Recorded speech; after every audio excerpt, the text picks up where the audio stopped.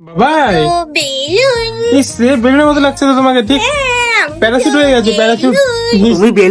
তুমি বেলুন তোমার হোগার মধ্যে নাইট্রোজেন গ্যাস ঢুকাই দিয়ে ছাড়ি দেব, আকাশে উঠতে উঠতে পৃথিবী ছাড়িয়ে হাঙ্কির ফুলি তুই চলে যাবি পুরো ডাইরেক্ট মঙ্গল গ্রহের মধ্যে বাবু রে। মানে দুঃখ কষ্ট আনলিমিটেড আমাকে জীবনে।